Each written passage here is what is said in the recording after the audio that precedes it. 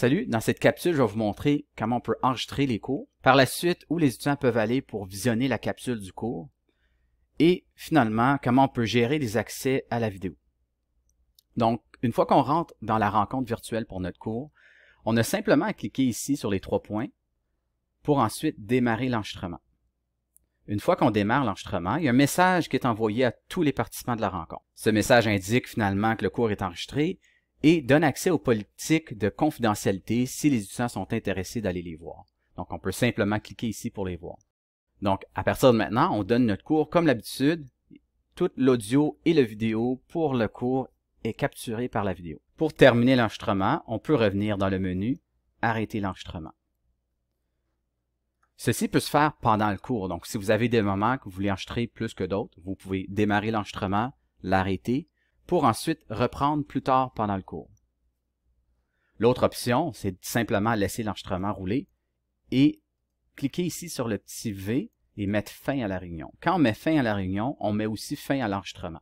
Un certain temps après la fin de la rencontre, tout dépendant de la durée de la rencontre, ça va prendre entre quelques minutes et peut-être 15-20 minutes ou plus, vous allez voir un lien à l'enregistrement de la rencontre apparaître dans le clavardage pour la rencontre. Donc, si comme moi, vous avez programmé une rencontre dans le canal général pour votre cours, vous allez voir ici le nom de la rencontre et dessous, vous allez voir le clavardage et les liens. Donc, à la même place, vous allez voir le lien pour l'enregistrement et aussi le rapport de présence. Pour visionner la vidéo, on peut simplement cliquer dessus, autant vous que les étudiants.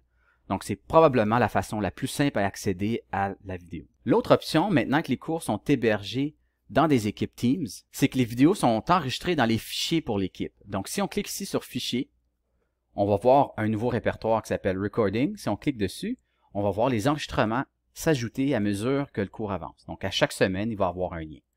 C'est très important ici de ne pas renommer le fichier par contre. Si on renomme le fichier, ça va briser certains liens. Donc, il faut garder le nom qui est donné par défaut par le système. Si je reviens ici dans les publications, je peux maintenant accéder aussi aux liens. Donc, si je veux, par exemple, aller chercher le lien pour le déposer dans mon cours resté, je peux cliquer ici, copier, ensuite aller dans les modules de contenu et ajouter le lien dans un module. Donc, tout dépendant, les étudiants vont peut-être avoir le réflexe de venir dans ECT ou venir dans Teams. Dans mon cas, je le mets aux 2 places, mais c'est à vous de choisir. Si je veux modifier l'accès, donc qui a accès à la vidéo? Je vous rappelle que tandis qu'on est dans une équipe, tous les étudiants ont accès à la vidéo parce qu'ils font partie de l'équipe. Même si les étudiants n'ont pas participé à la rencontre, ils vont avoir accès à l'enregistrement par défaut. Pour modifier ces accès, on peut cliquer ici sur « Ouvrir dans OneDrive ». Une fois dans OneDrive, vous allez voir la vidéo, vous pouvez la visionner, vous pouvez la télécharger, vous pouvez aller chercher le lien. Donc, c'est des options qu'on voit déjà dans Teams, mais on les revoit ici. On peut la supprimer si on veut. Et on peut modifier les accès. Donc, pour modifier les accès, on clique sur le petit i qui est ici. Ici, on va voir qui a accès à la vidéo. Donc, vous voyez un petit bouton qui représente le groupe. Si on clique, vous allez voir une série là, de choses en bas à droite ici. Donc, au niveau de l'accès, on voit ici, pour une région junior, 2 fois vous-même comme propriétaire. Donc, vous avez accès à la vidéo comme propriétaire de l'équipe. Et les 2 autres ici, c'est les gens qui ont accès autre que le propriétaire. Donc, les visiteurs à l'équipe, qu'en réalité, ils ne devraient pas en avoir, mais on peut retirer cet accès-là si vous voulez. Donc, j'arrête le partage par rapport aux visiteurs. Et l'accès ici, c'est pour les membres. Donc, les membres dans vos équipes sont les étudiants. Donc, les étudiants sont des membres d'équipe. Donc, si on veut retirer l'accès des étudiants à la vidéo, on clique ici et on arrête le partage. Dans mon cas, je vais le laisser parce que c'est une démo que je fais avec un vrai cours. Donc, je vais garder le partage. Mais si jamais vous voulez l'enlever, vous pouvez le faire.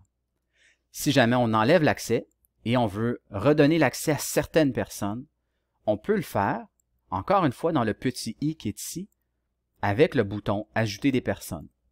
Et à ce moment-là, on pourrait ajouter une personne spécifiquement. Donc là, j'ajoute ici l'étudiant 444-4444 et je peux accorder l'accès.